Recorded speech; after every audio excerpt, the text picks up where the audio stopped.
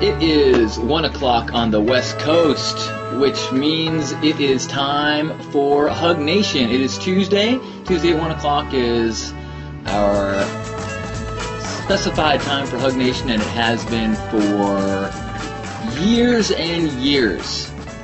Not joining us physically today in the hosting room is Grandpa Caleb. He has co-hosted for the last several years, and Grandpa has transitioned to the fifth dimension, as he would say. Grandpa passed a week and a half ago. It was very peaceful. It was exactly as he wanted to go.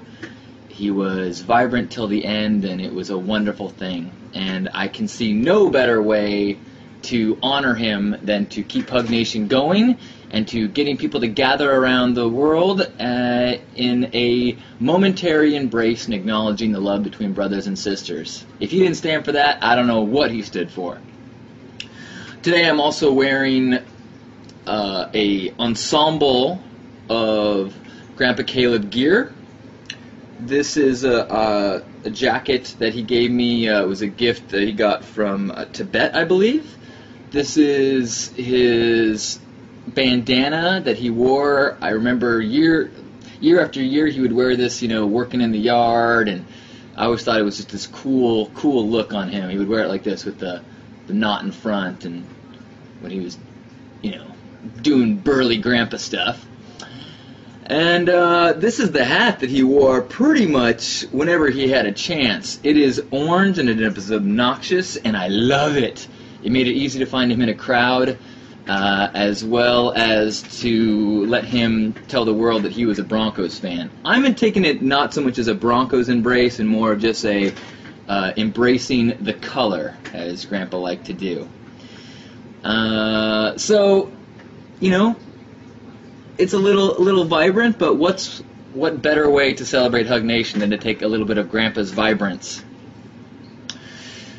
I wanted to address the slight shift in HugNation that is occurring as we speak. Obviously, without Grandpa here, it is going to be a little bit of a change. But what I've decided to do, at least at this stage, HugNation is always evolving. The main point is that there are people, the world will rather hug you than hurt you, and we do this virtual group hug to try to remind ourselves that once a week. When Grandpa was around, we would talk to him and tell stories with him and try to absorb some of his good vibe and love and peace and sense of calm. And we are going to continue with that idea.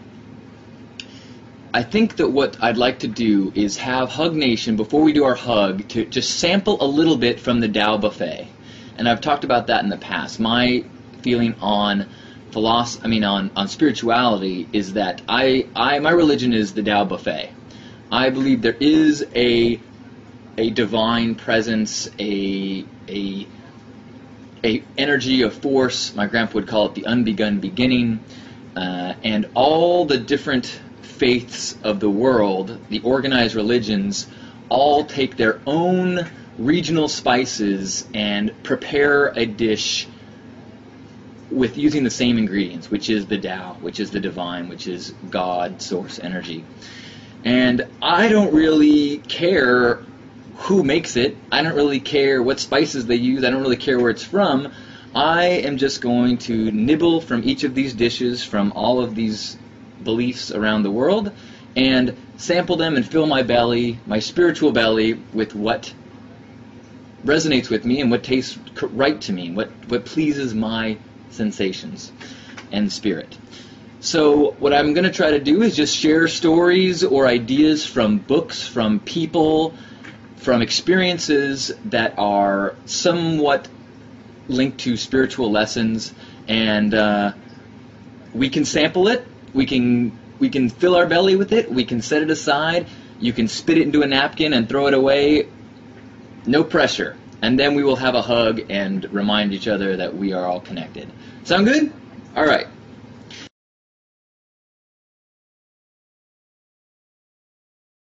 You only live once.